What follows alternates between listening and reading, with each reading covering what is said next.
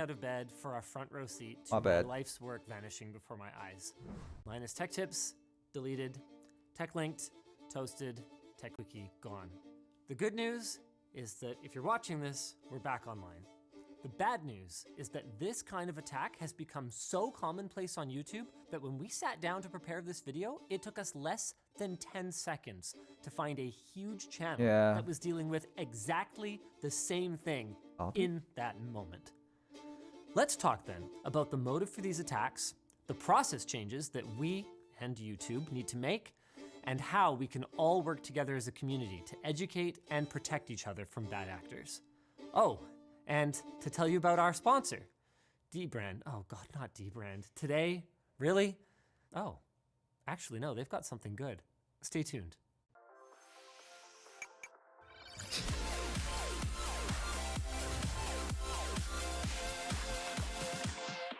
The fireworks started a little after 3 in the morning when the Linus Tech Tips account was renamed to Tesla and started streaming a podcast-style recording of self-proclaimed techno king Elon Musk discussing cryptocurrency.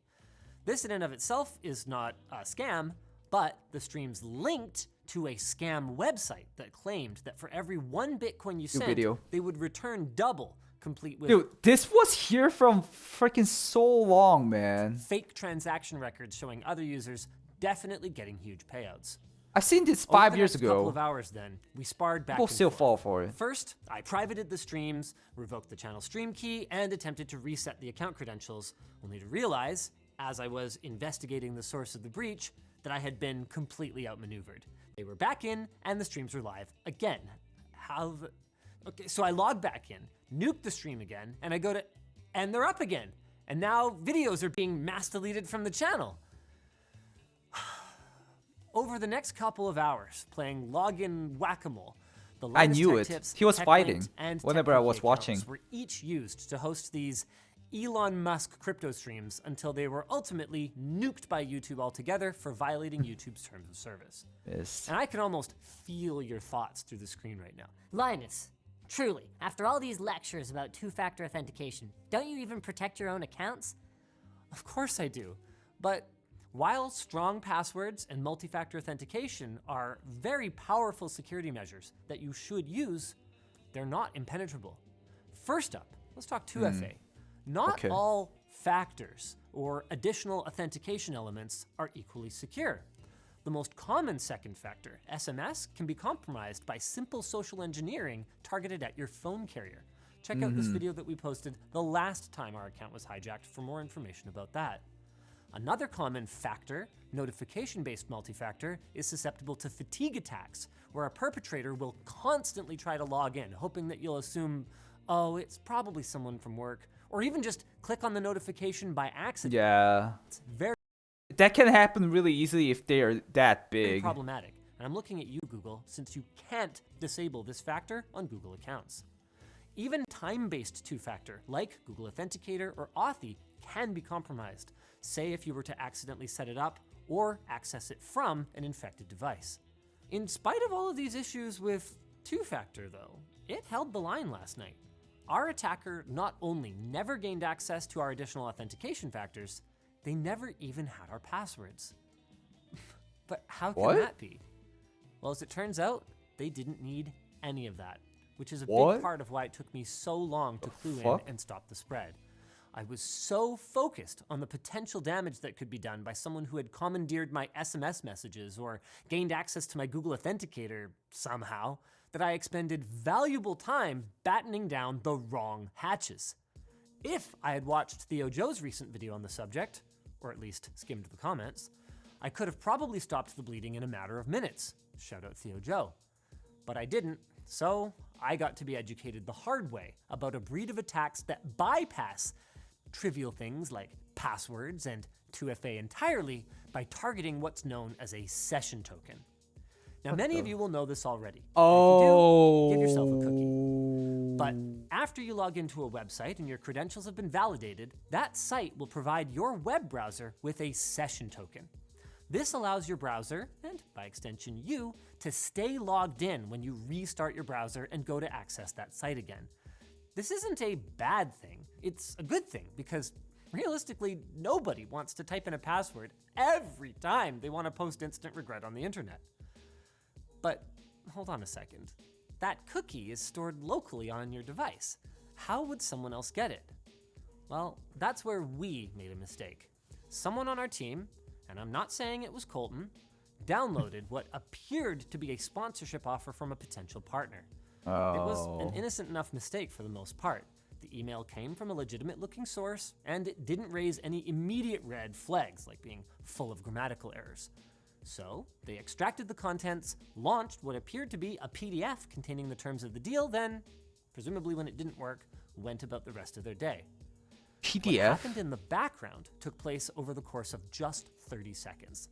The malware accessed all user data from both of their installed browsers, Chrome and Edge, including everything from locally saved passwords to cookies to browser preferences, giving them effectively an exact copy of those browsers on the target machine that they could export, including, that's right, session tokens for every logged in website.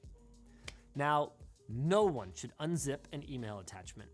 File extensions should always be double-checked when you're executing anything, and any file that doesn't do what you expect should raise immediate red flags. Oh, whoa. Oh, yeah, On yeah, the yeah. flip side, I can hardly blame a sales rep or a video editor or someone in accounting for not being up on the latest in cybercrime. And I also believe that in a healthy organization, actually rolls up the hill rather than down. So there's not going to be any disciplinary actions because the simple truth is that if we had more rigorous training for our newcomers and better processes for following up notifications from our site-wide anti-malware, this could have been easily avoided. As for why it took so long for us to lock down the account once we knew what was going on, that's another training issue, but this time it was my training. That's actually kind of scary because I did download I mean, it was usually the PDFs only, the ones I downloaded for the sponsorship, but mainly they're all really sus. I think the scammers really did the hard work to get them baited with their emails, but I usually get shitty ones. I might actually attach that video I talked about in the back of my video on reacting this video. I don't know. But yeah, damn. You always gotta check out the executable or the file extension, what it is, and also the size of it. You guys can check out the virus check thing in the website. I kind of showed you guys in the stream. I always use that recently. Next Tesla scam. We use a system for our YouTube channels called Content Manager, which theoretically improves security by allowing us to dole out specific channel access roles to our various team members, rather than just sharing the main account credentials with everyone who needs to access it. This made the process of determining the attack vector way more complicated. You could think of it kind of like replacing your one giant vault door with 20 smaller doors, any one of which realistically still gets you into the vault. Now, in a perfect world, these smaller doors should have been restricted with less access than we configured, but hindsight is 2020, or at least I hope it is. The bottom line is that our disaster response processes need to improve because I realized at 3 whatever in the morning, shout out Steve from Gamers Nexus for the wake-up call, by the way, that I actually didn't know how to reset the passwords and the access control across all of these channels in Channel Manager. And that is not the sort of thing that you want to be troubleshooting buck naked in the wee hours of the morning in the middle of a crisis.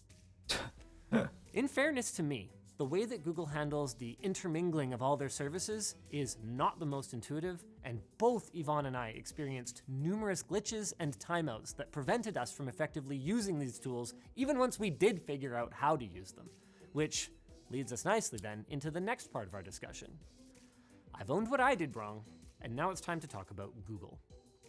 To their credit, I heard back that someone was aware and working on it at the highest levels within about half an hour of reaching out to my YouTube rep. And they have seemingly improved their internal tools for managing this sort of thing a lot since the last time around. They've got forms you can fill out, and the partner reps that we've worked with seem to genuinely care. Shout out MC, I'm so sorry this spoiled your spa day. However, this entire process has been pretty opaque. Other than we're aware and working on it, the internal team doesn't seem to even be allowed to communicate with creators directly. I mean, I get it. Security aside, idiot users probably won't have anything to contribute to their investigation. They figured out that the attack came from one of our non-video production teams pretty quickly and then actually banned that Google Workspace account almost immediately.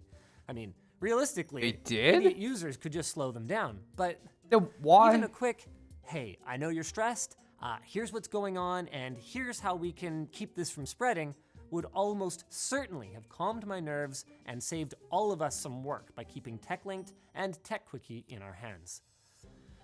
And another big problem is that this approach, one-on-one, only benefits larger channels like ours. I've seen quite a few people, rightly, express some resentment that we were able to get this resolved so quickly when their favorite niche creator X or Y struggled with it for an extended period of time or even never got it fully resolved. So it's clear that there are some changes that need to be made, and here are a few of them in no particular order. We need greater security options for key channel attributes. I mean, how can you change the name of a channel without having to re-enter your password and your two-factor? What about resetting a stream key? Same deal in my opinion. And this is just one of the ways that the impact of a session hijacking can be limited. Rate limiting is also widely used in API access to services like YouTube. For example, Google will only process a certain number of comment moderation actions per day through their API. Well, I could see implementing something similar, even if you are directly accessing the service, but then rather than limit it outright, it could prompt for authentication.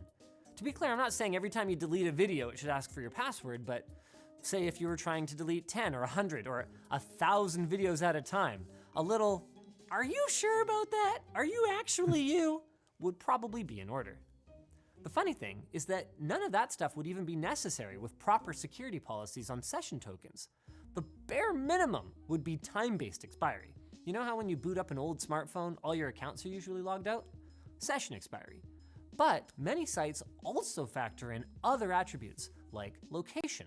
So if you were to suddenly try to access a site or service exactly. from Antarctica, you That didn't should work? be prompted to log in again.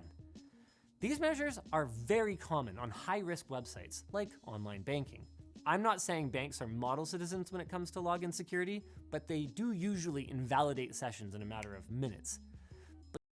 Wait, come to think of it, whenever I turn on a VPN, my YouTube doesn't tell me to re-log in. Do you remember the last time Instagram or Snapchat asked you to log in again? Social media platforms, YouTube, tend to be a lot less aggressive since they want to make using their platforms as frictionless as possible.